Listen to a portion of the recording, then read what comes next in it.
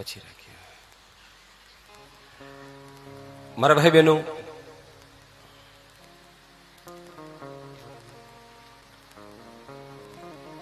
ભગવાન શ્રી કૃષ્ણની કથાને આપણે આગળ ચલાવીએ, ડૂબકી લગાવીએ. એમાં ભગવાન શ્રી કૃષ્ણ રુક્ષ્મણીની સાથે વિવાહ કરી અને દ્વારકાની અંદર નિવાસ કરે છે. અદ્ભુત કથાઓ છે. એ પછી ભગવાનના લગ્ન બીજી 7 પટરાણીઓ સાથે થયા, એટલે રુક્ષ્મણી સહિત 8.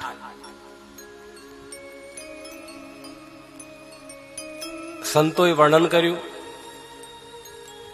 કાલિંદી, સત્યભામા આદિ જે 7 પત્નીઓ બીજા થયા, પટરાણીઓ થયા. પરીક્ષિત રાજાએ સુખદેવજી મહારાજ પાસે મનમાં સંશય જ્યારે વ્યક્ત કર્યો હશે, ત્યારે સુખદેવજી મહારાજે ખુલાસો કરતા વાત કરી. ભગવાન કૃષ્ણની આ પટરાણીઓ એ અષ્ટદા પ્રકૃતિ છે.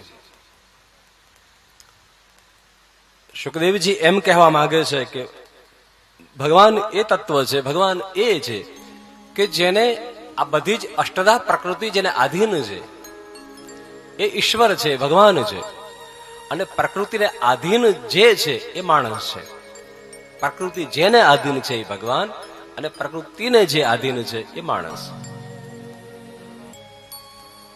પંચ પ્રાણ એ મારા અને તમારા શરીરમાં રહેલા છે, અને પંચ તત્વો બધા રહેલા છે વાયુ સહિત. એના બધાના ઘણા બધા પાછા એમાં પણ વિભાજનો છે. સાહેબ કહે છે ને એ પ્રમાણે વાયુમાં પાછા 5 પ્રકાર છે, તેજમાં પણ પ્રકારો છે, પૃથ્વીમાં પણ ઘણા બધા પ્રકારો છે. આ બધું ડિટેલમાં જવાની જરૂર નથી આપણે, કારણ કે આપણે કઈ એવા સિદ્ધ પુરુષ બનવું નથી, આપણે કઈ ઉડીને આકાશમાં જવું નથી. આપણે અહીંયા છીએ, બરાબર છીએ, એટલે બહુ માથાકૂટ કરવાની જરૂર હું તો નથી લાગતો. પણ જેટલું પછી બીજું જે તત્વ છે એ મારું તમારું જે તત્વ છે, જેને આપણે સૂક્ષ્મ દેહ કહીએ છીએ. સૂક્ષ્મ દેહ 4 પ્રકારના દેહની વાત કરી છે, અને એ સૂક્ષ્મ દેહ છે એનો ક્યારેય વિનાશ થતો નથી. અને એ સૂક્ષ્મ દેહ શા માટે? તો શાસ્ત્ર એવું કહે છે કે કરેલા કર્મના દુઃખ ભોગવવા માટે, અતિ દુઃખ ભોગવવા માટે એ દેહ મળે છે, જે નરકગામી બને ત્યારે. બીજું, અથવા તો એ સ્વર્ગગામી બને, સ્વર્ગ તરફ પ્રયાણ કરે, ત્યારે માત્ર ને માત્ર તેજોર્મય સ્વરૂપે એનો દેહ એને પ્રાપ્ત થાય છે.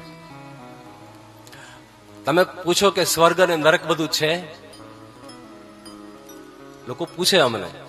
હા, સ્વર્ગ અને નરક છે ને ઘણા કે અહીંયા જ છે.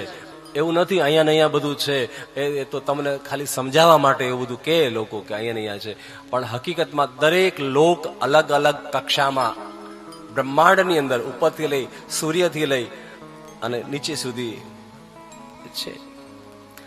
ઘણા લોકો એવી પણ વાતો કરે, અમે એવું બધું બધા સત્સંગો સાંભળીએ, બધી વાતો સાંભળીએ કે પૃથ્વી તો ગોળ છે, તો આમાં ઉપર નીચે હું કેવું?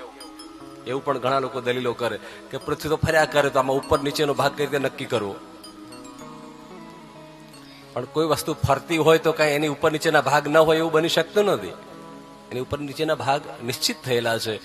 28 નક્ષત્રો, દિશાઓ બધું નિશ્ચિત થયેલું છે પૃથ્વીની ઉપર. ઉત્તર ધ્રુવ, દક્ષિણ ધ્રુવ નક્કી થયેલા છે. આ બધું નિશ્ચિત છે. એમાં કોઈ ગણિતમાં એક સહેજ પણ ફેરફાર નથી.